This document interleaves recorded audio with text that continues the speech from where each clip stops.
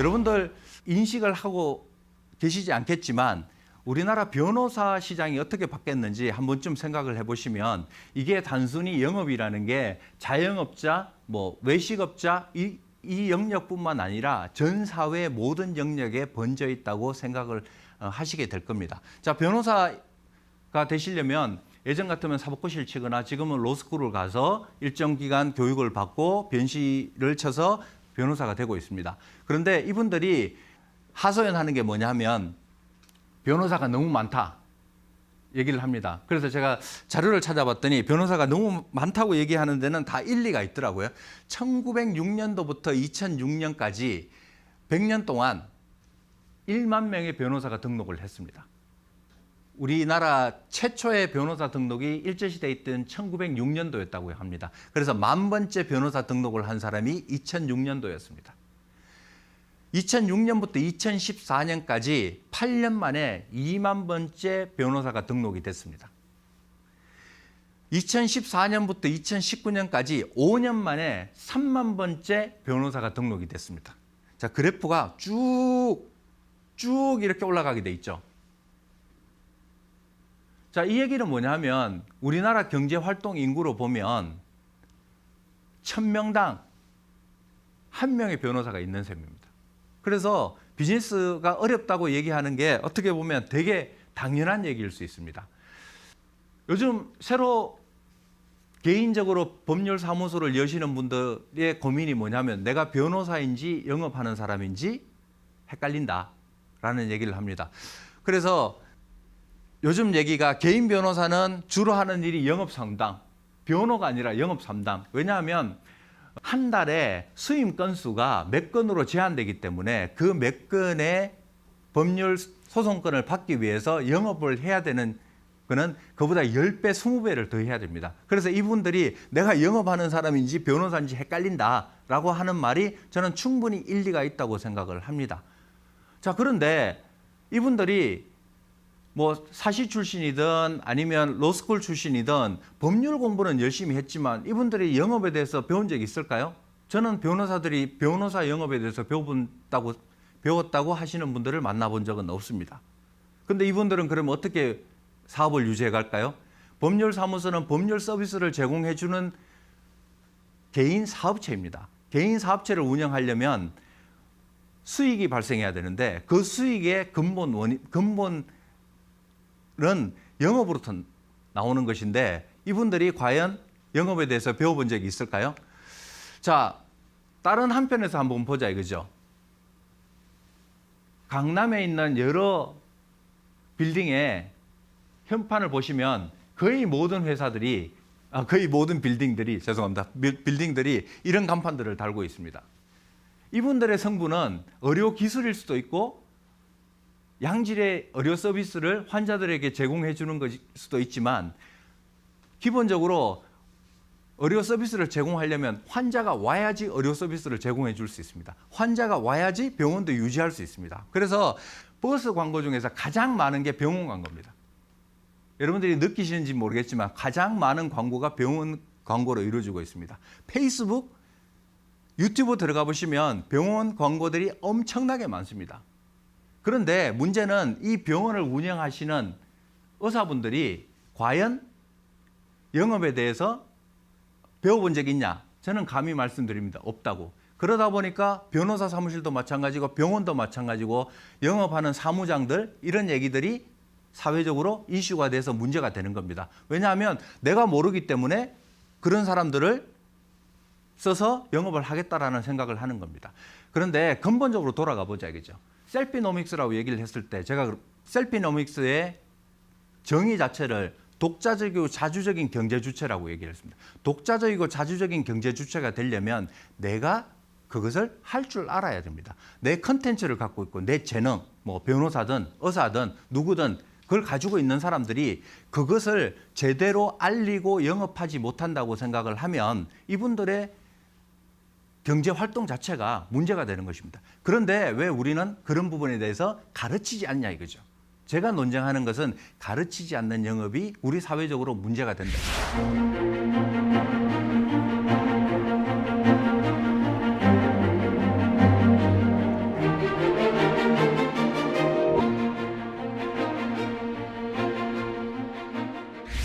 공연을 하면 공연을 보러 오는 수요자가 있습니다. 그분들한테 영업을 하고 마케팅을 하는 것이 너무나 당연합니다. 그런데 우리는 아까 말씀드린 것처럼 영업이나 마케팅에 대한 부정적 또는 고정관념 때문에 예술은 예술을 선호하는 사람들이 와서 보는 거다. 뭐 맞는 얘기입니다. 그렇지만 예술을 선호하는 분들한테 그것을 잘 알리고 정말 좋은 가치를 전달하는 것이 무진장 중요합니다. 저는 그래서 영업도 예술에 못지않을 만큼 중요한 일인데 왜 우리는 그런 영업에 대해서 중요하게 생각하지 않고 가르치지 않냐 이거죠. 외국에서는 사실은 공연문화 마케팅에 대해서 학위를 하시는 분들도 있고 공부를 하시는 분들도 많습니다. 그렇지만 우리나라는 극히 제한된 부분들만 그런 것들이 이루어지고 있습니다. 미술을 하시는 화가분도 결국에는 저 그림을 그려서 누군가에는 그것을 팔아야 되는 겁니다. 우리는 파는 것 자체에 대해서 상당히 이렇게 수줍어하고 마치 그것이 정당하지 않은 것처럼 얘기를 하는데 내가 무언가를 만들어서 그것을 다른 사람들에게 정당한 가치를 받고 전달하는 것은 아주 훌륭한 경제 행위고 이 전체 사회를 돌아가게 만드는 것임에도 불구하고 우리는 그런 부분에 대해서 폄하하는 것이 문제라고 저는 생각을 합니다. 누구나 영업을 하게 됩니다. 왜? 앞으로의 세상은 점점 더 심화될 겁니다. 왜냐하면 예전에는 60이 되고 정년퇴직이 되면 그 이후로는 은퇴자의 삶을 살았습니다. 그런데 지금 보시는 것처럼 은퇴자의 56%가 나는 은퇴하고 싶지 않았지만 내 나이가 됐기 때문에 은퇴를 했다.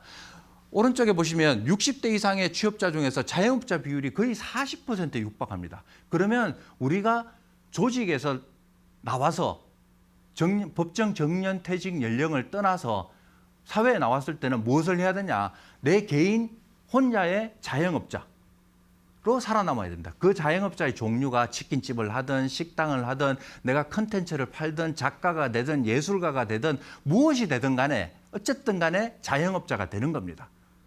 자영업자가 되는데도 불구하고 우리는 영업을 할 준비가 돼 있지 않다면 내가 아무리 좋은 것을 가지고 있어도 전달할 능력이 안 된다면 그것은 엄청난 문제가 있다고 생각이 듭니다. 더군다나 우리나라는 보시다시피 모든 선진국 중에서 자영업자의 비중이 가장 높습니다.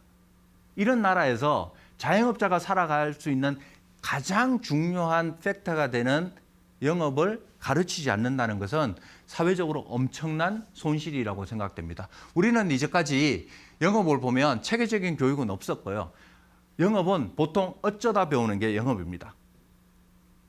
내 매니저로부터, 내 가게 주인으로부터, 내가 어떤 가게에서 일을 하기 시작하고 아르바이트를 하기 시작하니까 사장님으로부터 그분도 그렇게 배우는 거예요. 아니면 탁월하게 태어난 재능을 갖고 있는 분들이 있습니다. 영업적 재능이 뛰어난 분들이 있습니다. 그런 분들 아니면 대체로 어쩌다 배우는 게 영업이라고 생각하시는 분들이 많습니다. 뭐 사진에 보시면 저렇게 나도 내 비즈니스를 하면 저렇게 대박이 났으면 좋겠다. 그런데 무엇을 준비하셨나요? 무엇을 배우셨나요? 사실은 준비가 전혀 안 돼 있는 거랑 마찬가지입니다. 어쩌다가 저런 분들이 재능이 있어서 저렇게 대박이 나는 경우도 있겠지만 영업은 배워야 하는 것입니다. 여러분들 자동차 운전면허 따실 때 그냥 따셨나요? 배우셨습니다. 여러분들이 글자 배우셨습니다. 어릴 때 그릇마 배우셨습니다. 근데 왜 영업은 배우지 않아도 그냥 되는 것이라고 생각하는지 한번 다시 생각해 볼 문제입니다. 영업은 고도의 기술이고 고도의 철학이 깔려 있는 것입니다. 이런 것들을 배우지 않고 그냥 내가 할 수 있는 대로 해보겠다라고 생각하시는 것은 무모한 도전이라고 저는 생각을 합니다.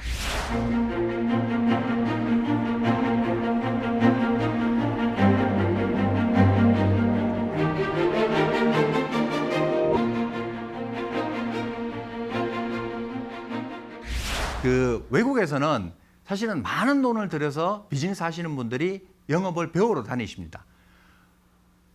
세일즈 컨퍼런스에 영업을 다시 배우는 경우가 엄청나게 늘어나고 있습니다. 일반 커뮤니티 칼리지 같은 데에서도 자영업자들을 대상으로 영업을 새로 가르치고 있습니다. 그리고 비즈니스 하시는 분들이 자기 돈을 엄청나게 내면서까지 가게를 닫고 자기 비즈니스를 휴업하면서까지 가서 영업을 배워서 자기 비즈니스를 운영하십니다.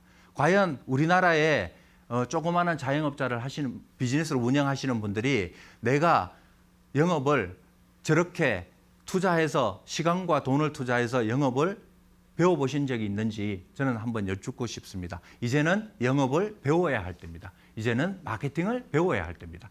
아까 서두에도 말씀드렸다시피 영업을 우리는 배우지 않는 과정인데 그게 우리나라 또는 전 세계에 다 비슷한 거라고 생각을 하시는데 천만의 말씀입니다. 제가 예를 몇 가지 들어봤습니다. 미국의 케이스를 보고 MBA 과정 중에서도 세일즈 마케팅 과정이 반드시 들어가 있습니다. 그리고 오픈 유니버시티 온라인 교육에 있어서도 반드시 세일즈 마케팅 학위까지 주고 있습니다. 세일즈 마케팅 우리나라에서 영업으로 학위 받으신 분 보셨습니까? 저는 못 봤습니다. 왜? 영업학과 보셨어요? 영업 전공 보셨어요? 없습니다. 그리고 심지어 켈로그 스쿨, 뭐 아시는 분들은 아시겠지만 세계에서 가장 유명한 비즈니스 스쿨 중에 하나인 켈로그 스쿨에서도 Executive Education, Executive Education이라는 얘기는 임원급들이 받는 교육입니다. 거기에 세일즈 마케팅 코스가 있습니다. 자, 세계에서 가장 유명하고 가장 비싸다고 얘기하는 비즈니스 스쿨에 임원들만, MBA 학생들이 아니고 임원들을 데려다가 세일즈 마케팅을 다시 가르치고 있습니다. 왜? 배워본 적이 없는 사람들은 배워야 되는 겁니다. 그런데 아직까지 우리는 영업 그건 하면 돼. 열심히 하면 돼. 끈기를 가지고 하면 돼. 10번 찍어 안 넘어가는 나무 없어. 10번 찍어도 안 넘어갑니다. 도끼 날만 망가집니다. 이제는 영업을 체계적으로 배워서 해야 될 때가 된 것입니다. 우리는 모두 영업을 하고 삽니다. 우리는 심지어 내 상사, 내 자녀, 내 동료들과도 영업을 합니다. 내가 원하는 것을 얻으려면 영업을 해야 됩니다. 내 식구들도 내가 원하는 것을 하게 하려면 내 스스로 영업을 해야 됩니다. 설득하고 그 부과되는 급부를 제공해주고 내가 원하는 것을 얻는 것입니다. 여러분들 상사와 부하 간에도 똑같은 것입니다. 그런데 왜 우리는 영업을 그렇게 생각하지 않고 영업은 단순히 물건만 파는 것이라고 생각하는지 그에 대해서 한 번쯤 생각해 볼 필요가 있다고 생각됩니다. 긴 얘기를 했습니다. 그런데 딱 요점은 한 가지라고 저는 생각됩니다. 영업을 배워야지 우리는 미래를 살아갈 수 있다. 그런데 이런 얘기를 하더라고요. 4차 산업혁명이 일어나고 온라인 마켓이 일어나고 그렇게 되면 미래의 영업은 없다. 특히 학교에 가면 학생들이 이런 질문을 되게 많이 합니다. 자, 앞으로 영업직은 점점 사라질 건데 제가 영업직을 택해도 됩니까? 저는 아주 간단하게 대답합니다. 그게 미래의 가장 유망한 직업 중에 하나라고. 왜? 생각해 보시면 로봇이나 AI가 대체하지 못하는 것이 미래에 살아남을 수 있는 가장 좋은 직업입니다. 근데 저는 감히 말씀드리는데 로봇이나 AI가 대체하기 가장 힘든 직업 중에 하나가 영업입니다. 왜냐하면 영업은 사람하고 관계에서 일어나기 때문입니다. 사람하고 기계하고 사이에서 일어나면 기계가 대체할 수 있습니다. 그렇지만 사람하고 사람 사이에서 일어나는 것은 기계가 대체하기가 엄청나게 어렵습니다. 여러분들 들으셨겠지만 이세돌이 바둑 두면서 가장 힘들었던 게 뭐였냐? AI랑 바둑을 두면서 가장 힘들었던 게 뭐였냐? 상대방의 얼굴을 읽을 수 없었기 때문에 너무나 힘들었다고 얘기를 했습니다. 왜? 이건 사람하고 사람 관계였는데 갑자기 사람하고 로봇하고 관계로 바꿈으로 인해서 이 사람이 소위 말해서 멘붕에 빠진 겁니다. 자, 영업은 기본적으로 사람하고 사람 사이에서 일어나는 것이 영업입니다. 그게 첨단 영업의 미래입니다.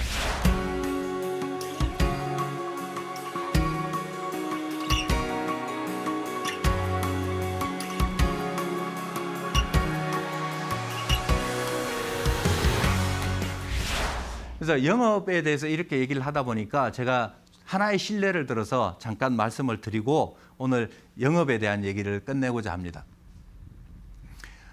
제가 근 20년 전에 진단의료장비 아시아태평양 영업 담당자를 하고 있을 때였습니다. 뭐 진단의료장비라고 하면 여러분들이 아시는 것처럼 CT, MRI, 엑스레이, 울트라사운드, 초음파 장비 이런 것들을 파는 일을 아시아 영업 담당 책임자로 일을 하고 있었습니다. 어느 날 우리 인도네시아에 있는 직원들이 전화를 했습니다. 인도네시아 자카르타를 좀 와줬으면 좋겠다. 왜냐하면 우리가 신제품을 발표해놨는데 사우스 이스트 아시아, 동남아시아에서 한 대도 못 파는 장비가 있었습니다. 그런데 전략적으로 우리는 그 장비를 꼭 팔아야 했습니다. 그런데 시간이 지나고 있음에도 불구하고 다른 나라에서는 다 라운칭을 하는데 동남아시아에서 못 팔고 있었습니다. 인도네시아의 고객이 잠재 고객이 나타난 겁니다. 그런데 그 고객분이 아시아 책임자가 와서 나는 얘기를 좀 해야지 이 장비 살지 안 살지 최종 결정을 하겠다. 마음이 급한 저는 인도네시아가 아니라 저기 남미 어디라도 가야 될 상황이었습니다. 가겠다고 얘기를 했습니다. 그런데 뭐 아시겠지만 인도네시아의 수도는 자카르타인데 그 고객이 저보고 오라고 한 곳은 수라바야라는 인도네시아의 두 번째로 큰 도시였습니다. 그분의 병원은 자카르타에 있는데 왜 나보고 수라바야에 오라고 하는지 참 의아했습니다. 자, 어쨌든 저는 급했기 때문에 그 고객을 만나러 자카르타로 가게 됩니다. 자카르타에 도착을 해서 이제 수라바야로 가서 수라바야의 어떤 지역에 가서 제가 그 고객을 만나야 되는 상황이 됐습니다. 자카르타에 내렸는데 그날 열대 폭풍이 와서 공항이 거의 뭐 비로 앞도 안 보이고 천둥 번개로 엄청나게 기상 상황이 좋지 않았습니다. 그래서 저는 국제선에 내려서 국내선을 타려고 기다리는데 현지인들은 한 명, 두 명씩 공항을 떠나기 시작했습니다. 그런데 저는 목적지가 수라바야이기 때문에 자카르타에서 갈 곳도 없었습니다. 지금처럼 뭐 인터넷에 있어서 호텔을 예약할 수 있는 것도 아니고 어디를 갈 곳도 아니고 그냥 공항에 기다리는 수밖에 없습니다. 다행히 제가 탈 비행기는 캔슬이 되지 않고 계속 딜레이만 되고 있었습니다. 1시간, 2시간, 3시간 계속 딜레이가 되고 있었습니다. 저는 공항 대합실에서 그냥 기다리고 있는 상황이었습니다. 어쨌든 제 입장에서는 내일 아침까지라도 기다려야 되는 상황이었습니다. 밤 12시가 거의 다 됐는데 갑자기 보딩 사인이 떴습니다. 저는 좀 이해할 수 없었습니다. 제가 기상 전문가는 아니었지만 밖에 상황을 봤을 때 도저히 비행기가 뜰 수 있는 상황이 아닌데 보딩을 하라는 겁니다. 이미 아까도 말씀드린 것처럼 대부분의 현지인들은 포기하고 다 물러나고 저하고 몇몇 사람 그리고 승무원들만 남아있는 상태인데 그 비행기를 타게 됐습니다. 비행기를 탔는데 제가 직장 생활 동안 비행기를 엄청나게 탔지만 지금도 손에 꼽는 넘버원, 넘버2 최악의 비행기 여행 악몽 중에 하나가 그날이었습니다. 자정에 비행기를 타고 비행기가 이륙을 시작하는데 밖에는 번개, 비바람, 비행기는 흔들리고 비행기가 뜨기는 떴습니다. 떴는데 그 아시겠지만 비행기가 뜨고 나서 구름을 뚫고 들어가는데 비행기가 거의 저는 그 닭인 줄 알았습니다. 이 날개가 흔들리는 속도가. 그렇게 해서 그 비행기를 타고 수라바야에 도착을 했습니다. 그 수라바야 공항에 도착을 했더니 그 저희 현지 직원하고 저희 대리점 직원들이 저를 기다리고 있었습니다. 왜냐하면 캔슬한 게 아니라 언젠가는 올 거기 때문에 공항에 기다리고 있었습니다. 내리자마자 저를 차에 태워서 산길을 달리기 시작하는 겁니다. 저는 되게 순진했죠. 수라바야의 시내의 어떤 호텔에서 이미 새벽이 됐지만 샤워를 좀 하고 내일 아침에 고객을 만나서 좋은 얘기를 마무리하고 돌아가야겠다라는 생각을 했는데 그게 아니었습니다. 수라바야 공항으로부터 시작해서 밤에 산길을 2시간, 3시간을 달리기 시작하는 겁니다. 잠시 눈을 떠서 밖을 내다보는데 정말 아찔해서 밖을 보고 싶은 생각이 전혀 없었습니다. 그렇게 해서 마침내 밤에 이런 산속에 있는 리조트에 도착을 했습니다. 제가 그때 알았던 게 이분들은 여름 휴양을 바닷가로 가는 게 아니라 산속으로 가는 겁니다. 우리는 보통 인도네시아 발리나 이런 데를 가면 바닷가에 가서 여름 휴가를 보내는 게 정상인데 이분들은 더우니까 그리고 바다는 늘 보는 거니까 산속으로 가시는 겁니다. 왜냐하면 기온이 거의 5도, 10도 차이가 나는 겁니다. 여기 가 계시는데 그때 그분이 속한 학회가 하계 학회와 전시회를 그 산속 리조트에서 하고 있었는 겁니다. 제가 도착했을 때는 거의 새벽 무렵이 됐을 때였습니다. 그때부터 저는 씻고 자려고 하는데 고객분이 로비에서 기다리고 있으니 만나고 들어가는 게 어떻겠냐. 여러분들 상상을 해보시면 제가 자카르타 공항에서 그렇게 기다리다가 수라바야의 그 악천후를 뚫고 내려서 수라바야에서 집차를 타고 2시간, 3시간을 달려서 호텔에 도착했는데 새벽이 다 됐는데 고객을 만나야 돼. 몰골은 말이 아니고 피곤에 쩔어 있고 근데 고객을 만나야 돼. 그 자리에 앉아서 고객분이랑 많은 얘기를 하게 됐습니다. 긴 얘기를 짧게 얘기하면 그 고객분이 저를 만나자고 했던 것은 우리 회사가 그 장비를 삼으로 인해서 제공해 드리고자 했던 프로그램 각종 지원들에 대해서 신뢰가 없었기 때문에 누군가가 와서 나에게 그것에 대한 확신을 주라. 장비 자체는 나한테는 사도 되고 안 사도 되는 거지만 나는 중요한 게 이거다. 그분이 대형 체인 병원의 패밀리였는데 이분은 자기가 학술적으로 많은 기여를 하고 싶고 새로운 장비를 써서 많은 걸 하고 싶은데 니네가 지원을 해준다고 하는데 인도네시아에서 내가 이 장비 한 대를 사서 그런 지원을 받을 수 있을까? 니네가 과연 계약서에 써놓은 그것들을 수행할 수 있을까 없을까에 대한 의구심이 많이 들었던 거죠. 그래서 책임질 수 있는 사람이 와서 그것을 확인해라. 그 의미였던 거죠. 그래서 제가 말씀을 드렸던 게 저희는 이런 약속은 철저하게 지키고 저희가 수행할 수 있는 부분에 대해서는 항상 최선을 다하고 그런 얘기들을 쭉 서로 하게 된 겁니다. 그런데 그분이 마지막에 하신 말씀이 그렇습니다. 자기는 내가 오라 그러면 안 올 거라고 생각을 했다. 왜?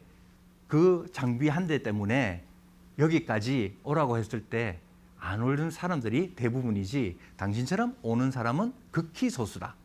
그분이 결국에는 장비를 샀고 저희는 그런 프로그램들을 지원해 드렸습니다. 그런데 이분이 그 이후 몇 년 동안 저희 장비로 쓴 논문, 저희 장비로 교육, 저희 장비의 교육센터, 그리고 저희가 필요할 때마다 자기 병원의 시설을 다 열어서 저희한테 교육 장소로도 제공해주고 아낌없이 모든 걸 다 해줬습니다. 저는 수라바야 산골에 여행 한 번으로 세일즈 할 수 있는 인원을 10명 이상 얻은 것보다 더 효과를 많이 봤습니다. 이분이 인도네시아뿐만 아니라 다른 나라까지 다니면서 저희 장비를 홍보해 주시고 저희 장비로 발표를 해 주셨습니다. 제가 왜 이런 말씀을 드리냐면 오래된 얘기지만 벌써 20년이 지난 얘기지만 그때나 지금이나 사람과 사람의 관계는 변하지 않았다는 거죠. 여러분들도 아마 그런 상황에 처하신다면 선의를 주시고 호의를 베풀어 주실 거라고 저는 생각을 합니다.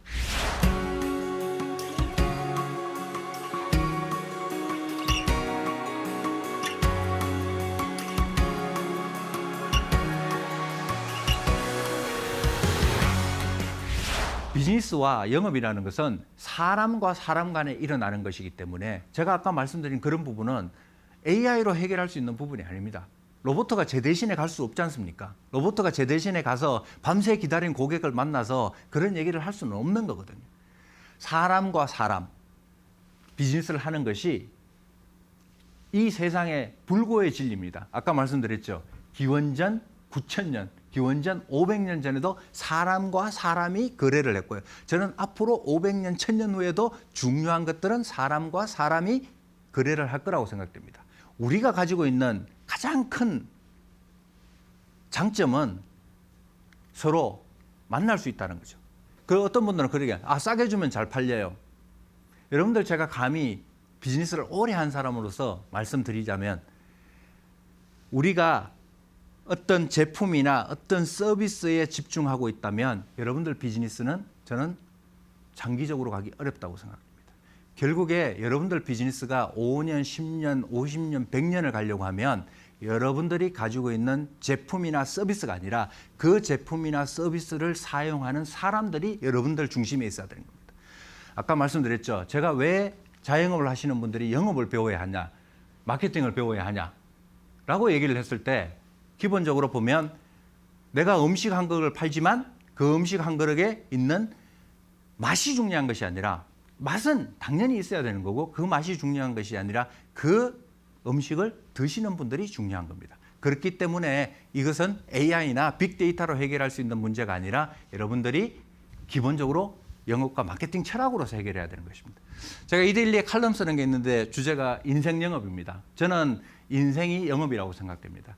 우리가 살아가는 인생도 우리가 영업을 하듯이 또는 영업의 철학을 가지고 인생을 살아간다면 많은 사람, 많은 부, 많은 것을 얻을 수 있을 거라고 저는 생각을 합니다. 오늘 제가 드린 말씀이 여러분들한테 어떤 의미로 와닿았는지는 모르겠습니다. 그렇지만 여러분들이 무언가를 새로 시작하시고 싶다면 영업을 배우시고 그 영업에는 제품이나 서비스가 아니라 그 영업에는 사람이 있다는 것을 잊지 않으셨으면 좋겠습니다. 그런데 그 사람도 여러분들이 배워야 된다는 것을 다시 한번 말씀드리고 싶습니다.